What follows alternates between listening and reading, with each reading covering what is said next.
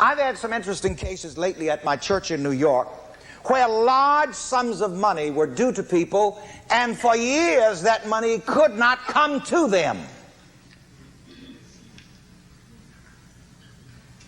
Now I've picked up something here already.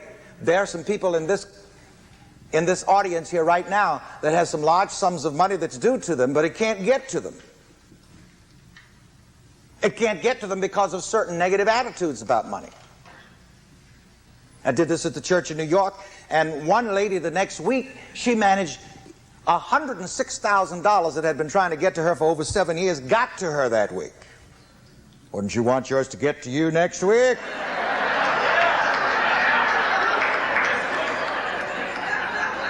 In the morning, huh? Let me actually ask a question and have you just sort of at random answer. How many of you out there know of some money that's due to you that you've been having difficulty getting? Let me see your hands. Stand up. Those people. We're going to do some work on that right now.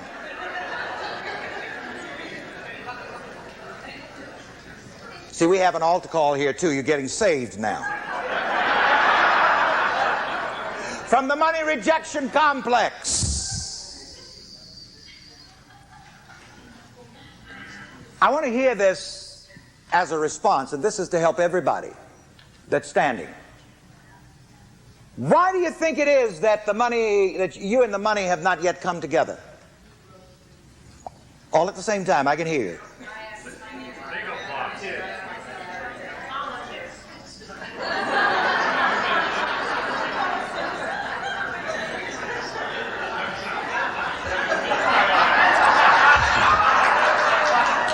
I need a mic runner. Lady, come here for a moment. This is going to help everybody. You know, I didn't come here just to tell you some good theory. You get good teaching all of the time. But, you know, we've got to have what we call here demonstration, because that's the other part of the teaching. And if we don't have demonstration, then, you know, there's been something wrong with the way that you've received that teaching. You've really got to apply it. Now, why did you say you think that you've had problems getting together with that money that you think's due you? Well, basically, I haven't seen myself having it, so I don't have it yet. It's like it's out there, and I know it's coming soon, but I haven't opened up for it. All right, when do you want to open up for it? Right now. Why don't we help her open up for it? Are you going to help her open up for it? Thank you. And here's good news for all of you. You know, when you help other people, you help yourself at the same time. How do you think I'm so healthy and wealthy? Because I help people prosper. That's what I do all the time. Constantly. And, you know, every day people send me money in telegrams and in letters from all parts of the earth. They send me their tithes and offerings. Because, you see, I teach them to give. And, of course, you know about that here, because that's the way you're building St. Peggy's Cathedral, with your tithes and offerings. You know about the prospering power of giving. Let's all point at her, and we're going to give her a good treatment right now. What's your first name? Wonderful. It's Sharon. We're going to talk to her, and remember that when we help her to break a loose, it will break things loose for us also. Sharon? Sharon. We bless you and love you. We bless you and love you. And we see that big money coming to you. And we see that big money coming to you. Amen. We see you with it right now. We see you with it right now. Whatever needed to happen, on the unconscious, subconscious level, to clear you for that money, we see that it has already happened. And we see you enjoying that money. And it is wonderful. Thank God. Come on. Thank you. Thank you. Oh, okay, Sharon. All right, you may be seated for a moment.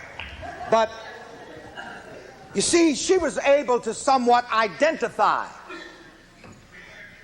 the problem. She said she just couldn't see herself with it.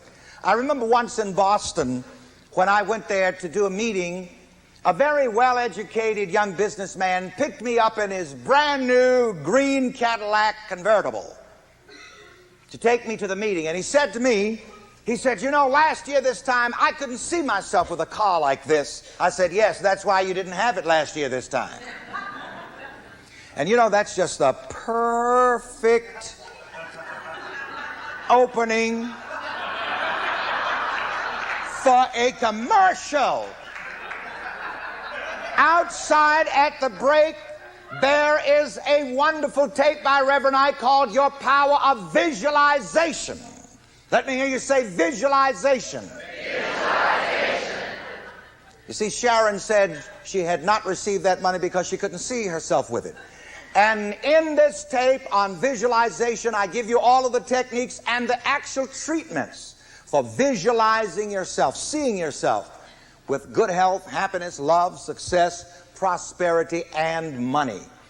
And a lot of people have heard these teachings that I've done over the years on visualization, and they have had marvelous, fantastic experiences.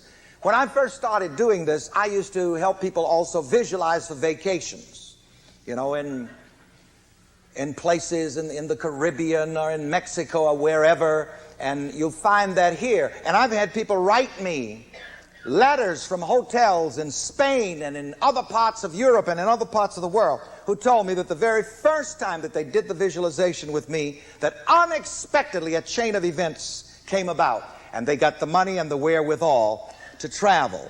So treat yourself to one of these albums on visualization. When I repackage this, it is going to be retitled something like the Master of Life course, because once you learn the secret of visualization and how to do that, then everything is within your means. Oh, while I'm doing commercials, here's Reverend Ike's tape, Thank God for Money. This is being repackaged as the Master of Money course. What did I say? The Master of Money course. So treat yourself to these, you know, just run up that Amex, Visa, MasterCharge, best thing you could ever put on it. By the way, one of the techniques for beating the recession is by becoming a bookaholic and a tapeaholic. Come on, what are those two terms? Bookaholic and tapeaholic. I said that recession means going backward to being, doing, and having less. But let there be no recession in your mind. Let there be no recession in your thinking. Let there be no recession in your working in the kingdom of your mind. And good church services like these, good classes like we have here, good books and tapes, all of this helps you to do the work in the kingdom of your mind, so that recession cannot take over. Among many other interesting things, Jesus said these words, I must be about my Father's business. Say that. I must be about my Father's business. Say it again while I take a drink of water. I must be about my Father's business. And do you know what the Father's business is? Working in the kingdom of your mind. To keep it on a spiritual basis, to keep it on a positive basis. And let nobody fool you. This is work. Say that with me. This is work. But you learn to love this work. And it's work that you have to do regularly. It's work you have to do every day. Why? Because the world is constantly after your mind. You turn on the TV, what are they after? Your mind. They spend billions of dollars on Madison Avenue making up different commercials. Oh boy, there's the one that tells you not only that you have a headache, but it tells you what kind of headache. You don't have just an ordinary headache. You have an Excedrin headache. Cross that out.